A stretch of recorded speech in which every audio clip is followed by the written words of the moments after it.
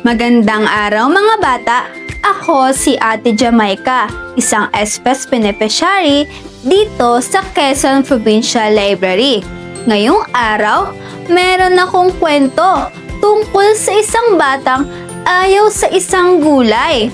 May gulay ba kayo na ayaw kainin? Sa tingin nyo, masustansya ba ang mga gulay kahit ito ay mapait? Magaling! Kaya ngayon, alamin natin ang kwento ng isang batang nagngangalang Pipo at ang kanyang karanasan sa isang gulay na akala niya ay kaaway. Ang pamagat ng kwento natin ngayon ay ang ampalaya sa pinggan ni Pipo. Isinulat ni Joaquim Antonio, guhit ni Pergelin Acuña at nathala ng Lampara Books.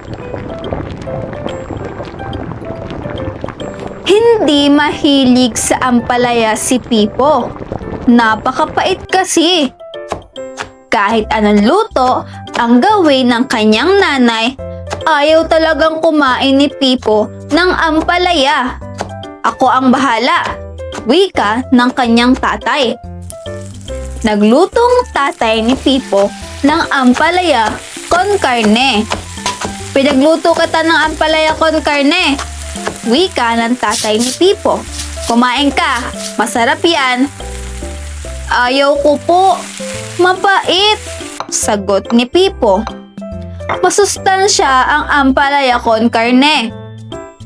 Lalo na kapag inulam mo sa kanin, may enerhiya ka na, lalaki at lulusog ka pa. Ayaw ko po, mapait, sagot ni Pipo. May panghimagas na akong inihanda para sa iyo. Gusto mo ng panghimagas? Kainin mo muna yang ampalaya con carne mo, wika ng tatay ni Pipo. Ayaw ko po, mapait, sagot ni Pipo. Pwes, ayokong may nagsasayang ng pagkain.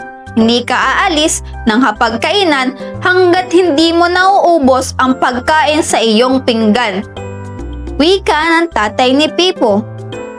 Tahimik na nanatiling nakaupo si Pipo.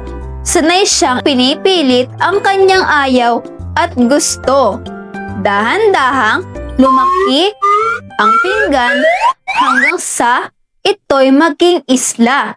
Kahit saan lumingon si Pipo, tubig lang ang kanyang nakikitang umapaligid sa isla. Naging dalampasigan ang kanin at naging bundok ang karne. Nakita ni Pipo na nagsasayaw ang kutsara at tinidor. Bigla na lang, may narinig siyang malalim na boses. Kung hindi ka kakain, kakainin kita. Paglingon ni Pipo, may nakita siyang dambuhala na gawa sa ampalaya. Wika uli ng dambuhala, kung hindi ka kakain, kakainin kita.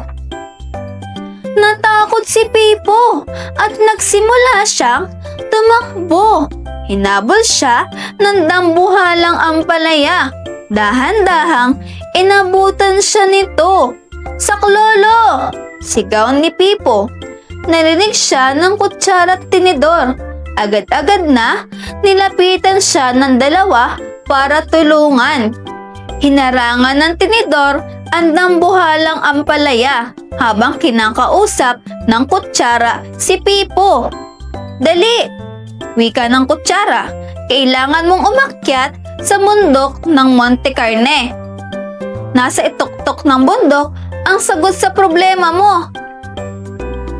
Pagkasabi iyon ng kutsara, sinuwag ng dambuhalang ampalaya ang tinidor. Tumasik ito sa himpapawid. Dali! Kumain ka ng kanin para bumilis ka. Huling habilin ng kutsara bago ito naman ang sinuwag ng dambuhalang ampalaya. Mag-isa uli si Pepo. Kaharap uli niya ang dambuhalang ampalaya. Kung hindi ka kakain, kakainin kita. Sumugod kay Pepo ang dambuhalang ampalaya. Dali-daling Dumakot ng kanin si Pepo at isinubo niya ito. Nabuno siya ng enerhiya at nakalayo siya sa dambuhalang ampalaya. Hindi nagtagal, narating ni Pepo ang bundok ng Monte Carne. Napakataas pala nito. Hindi makita ni Pepo ang tuktok ng bundok mula sa paanan. At tanaw niya mula sa himpapawid na palapit na ang dambuhalang ampalaya. Kailangan kong makaakyat ng bundok, naisip ni Pepo. Ngunit, napakaliit niya. Sinubukan ni Pepo na kumain ng kaunting karne. Lumaki siya ng kaunti. Kumain pa siya ng kaunti, lumaki pa uli si Pepo. Dinamihan ni Pepo ang pagkain ng karne. Hindi nagtagal, naging napakalaki ni Pepo at naubos ang bundok ng Monte Carne. Nagkataon, naubutan pa rin si Pepo ng dambuhalang ampalaya. Sa wakas, wika ng dambuhalang ampalaya. Wala ka nang matatakbuhan, wala ka na ring matataguan, humanda ka na't kakainin kita. Tinitigan ni Pepo ang dambuhalang ampalaya. Napakaliit na lang pala nito, ngayong malaki na siya.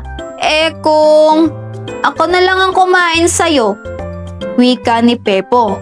Tinampot ni Pepo ang dambuhalang ampalaya at agad na isinubo niya ito. Napakapait, pero lumusog ang kanyang pakiramdam.